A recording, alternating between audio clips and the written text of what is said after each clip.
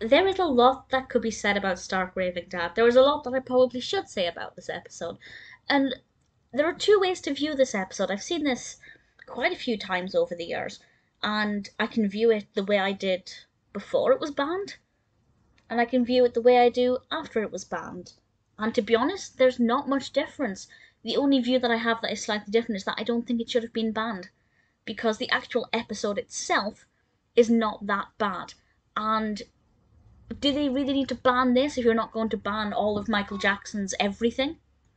I don't think it's ever a good idea to erase a piece of art history, because I think it's important in representing the way we viewed things at a certain point in time. In the 90s, Disney thought Michael Jackson was perfectly acceptable. I will be honest, I've never thought he was acceptable. But that's because I've been brought up in a generation where I was aware of certain things and allegations.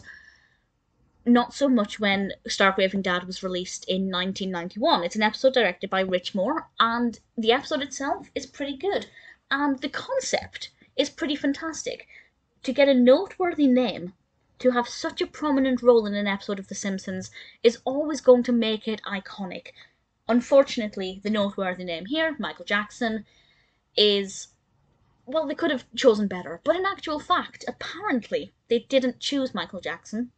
Michael Jackson contacted Fox, I believe at the time, or whoever was producing it at the time, and actually said, I would like to guest star in an episode. I mean, that takes bravery, that takes guts to think that you are worthy of guest starring, but then he kind of was, so fair play to him. And he actually heavily contributed to this episode and composed the song Lisa, It's Your Birthday. Now, it's not exactly a complicated song, so not much credit to that. But, you know, it was a nice thing to do. And the episode itself, Homer is actually sent to a mental hospital because of a form that is incorrectly filled out. And that gives us some sweet moments, where Bart kind of feels relieved his father is okay, and there's a moment where Homer is relieved to see his family, even though they drive him up the wall. It gives us some sweet moments. But while he is there, he encounters Michael Jackson. And I'm putting this in air quotes. It's actually an individual called Leon Kompowsky. And Leon thinks that he is Michael Jackson. Kind of. He talks like Michael Jackson and calls himself Michael Jackson. And he also sings to Homer some of Michael Jackson's songs. Now, what's particularly interesting about this is that Michael Jackson provided the voice, the speaking voice, for Leon Kompowsky, but he was not credited. But the singing voice is actually Kip Lennon.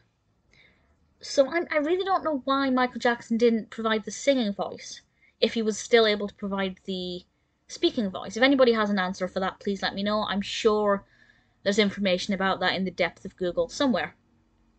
But it's a pretty interesting episode with that and Michael Jackson's involvement. The fact that it's been banned simply because of his involvement, I think, is unnecessary. If it was an episode depicting Michael Jackson doing some of these allegations, maybe I would think differently. But Michael Jackson as a character technically isn't even in the episode. They have banned this episode because Michael Jackson provides a voice in it. Now, if we started banning films and television shows because an actor featured in it, and then that actor went on to be either notorious for doing really awful things or had allegations against them for doing things, we'd have a lot of problems. And we know that TV networks and production companies don't always make the right decisions. Warner Brothers fired Johnny Depp because he was a victim of domestic abuse. So maybe I shouldn't be surprised that Disney pulled an episode that featured Michael Jackson. But I do think it was an extreme step that was completely unnecessary. Maybe put a warning at the beginning of it. Disney seemed to be very good at putting disclaimers at the beginning of things on Disney+, even when it's not that offensive. So I think they completely did not need to ban this episode. The episode itself, there's nothing wrong with it. Michael Jackson as a character does not even feature. They're basically saying you are not even allowed to mention Michael Jackson anymore. If that's the case, maybe don't ever play any of his music. I'm not actually a fan of Michael Jackson, but I think you can't have it both ways. You can't ban an episode that he is in because of allegations, and then still play his music and hail him as this fantastic music artist. You kind of can't have it both ways. Yes, you can appreciate his talents where his talents were, but don't necessarily celebrate him because of some things and then ban episodes. I think it's an extreme. The episode itself is very good. Lisa's birthday aspect of it, I think, is exactly what I would have expected for Lisa turning 8. It's a big age, it's a big change. Of course, she's going to be going through a lot of emotions, and that subplot completely gets overshadowed by Michael Jackson's involvement. But that's kind of relevant, because that's how Lisa feels about things. So it actually makes a lot of sense that that is what happens. Stark Raving Dad is a very interesting episode. Maybe it's a good thing it's banned, because it makes it even more interesting. You can watch it on Amazon Prime, I should point this out. It's not been obliterated. It's not like you can not watch this anywhere at all. It's just Disney Plus. Possibly Channel 4 as well, I'm not entirely sure, but I know you can watch it on Amazon Prime.